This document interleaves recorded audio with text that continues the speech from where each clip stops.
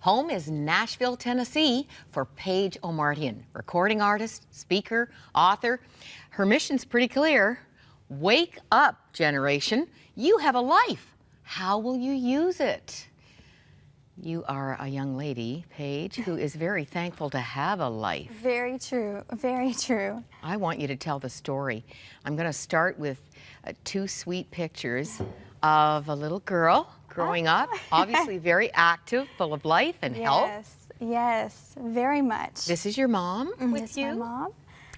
You were almost 11 when everything changed. Yes, my life turned upside down at just before my 11th birthday.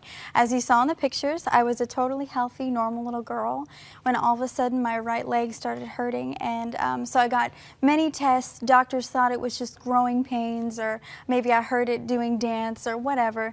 And as many tests continued and months went by, the pain just got worse. And so eventually I got an MRI and then a biopsy, which showed that I had actually a bone tumor and ended up being bone cancer called Ewing sarcoma. So that was quite a shock to a family of just, you know, a healthy little girl. Is that pretty rare? It is a rare childhood bone cancer. It tends to happen when, you know, the children are growing and a lot of that's going on in the body. That's when it happens most, but it's a rare cancer, and it involved chemotherapy for me and major surgery as well. We're going to see some pictures of the journey.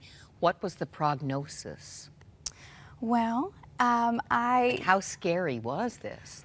You know, as a young girl, I don't even think I understood the intensity of it all. I heard words like surgery and hospital, and I knew those. I didn't understand what "Paige, you have cancer" means until I was in the midst of it. So I think my family shielded me a lot from how intense, how serious was this. If the smiles all the way through, if you've noted, haven't been enough, this funky cover-up job here really expresses a very buoyant spirit. Yes. Through all of this? Yes, you know, laughter was a huge part in getting through the pain and getting through each day. You know, getting a pink wig once my hair fell out. I mean, it was, you know, it was tragic, every bit of it. Watching every strand of my golden hair fall out felt like a metaphor for my life of how everything felt like it was falling apart and falling out. And my whole life of, you know, being healthy just seemed like a distant fantasy that was too good to be true.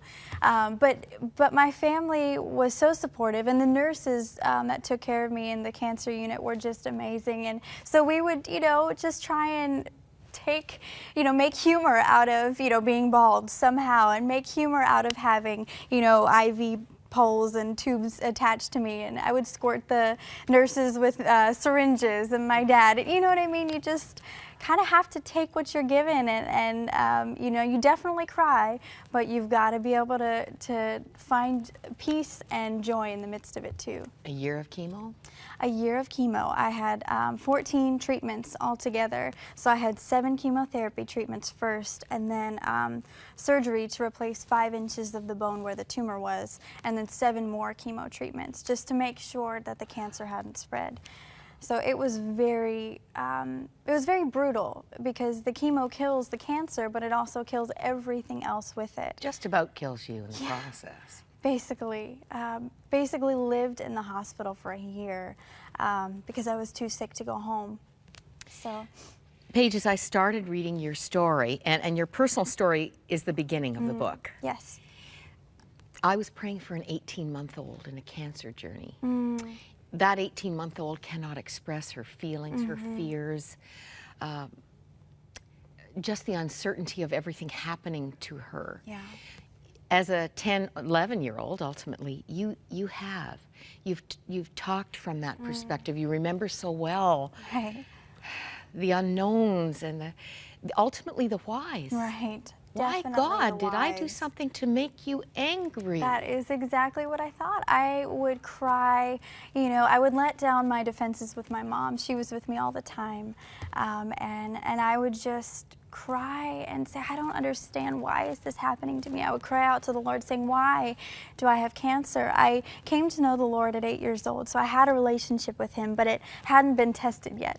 So I definitely thought that God was punishing me, but I couldn't figure out what I had done that was bad enough to get cancer. I said, well, Lord, I mean, this person did that, but I didn't, so why did I get cancer? I just didn't understand that yet.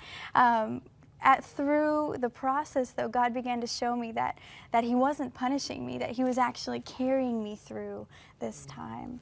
And that really changed my perspective on a lot.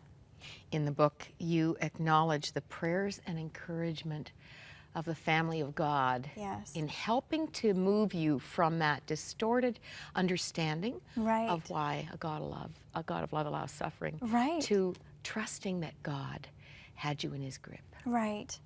That was crucial. I had such a supportive church behind me and my family, and they just sent in hundreds of cards and verses, and would be praying. I had people praying for me all over the country that I didn't even know, and I couldn't believe, first of all, that people could care about someone they hadn't met, that they could pray for someone they weren't really attached to, but I had all this encouragement coming in, and it was just it was amazing, and really, really carried our family through that time.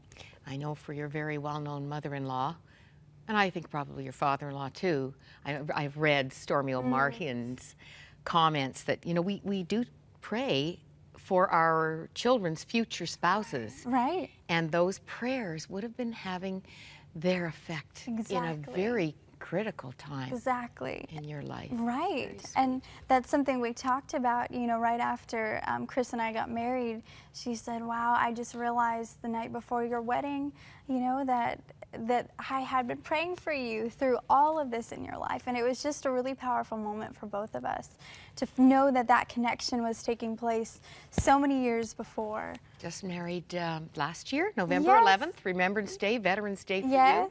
you, and your wonderful husband, Chris. Now, it's easy to see that this journey, I don't know if you were intentional about, well, I don't want to waste this. I mean, you were only a child, but it did shape your valuing of life. Absolutely. Because I think when you know, are young especially, you just kind of take life for granted and just think, oh, I'm young and I have all the time in the world. And people tell you that too. And so you just think that. And so then all of a sudden I'm in, you know, this cancer unit, and a girl that I know, that I've become friends with, who has the same cancer as me, passes away. And I realize that could be me. And so everything starts to hit me then, and the seriousness of it all hits me and said, someone just died from what I have.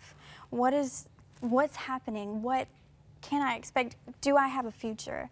And so I thought about, you know, gosh, if I could only have that time back, I would. And I told the Lord, if you just allow me to live, I won't waste the time that you give me, because I began to understand how precious the time that I had was, and yet I didn't see it that way then. And so I just said, Lord, if you allow me to live, I don't want to waste this time. I want to live it. And he gave me dreams, and so I had all these dreams of things that I wanted to do, you know, once I was done with the cancer, and once I could go back to life. And so I just stored up all those dreams and prayed that I'd be able to live them out, because I now knew how precious my life was. Your life is, you know, each of our lives, and I just wanted to share it with everybody that I could. You're in perfect health today? I am, yes. I just hit the 10-year mark last year, which was kind of neat, because that's when I got married.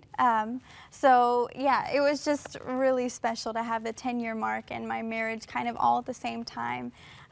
Very special. By the way, the book is available right now at our e-store.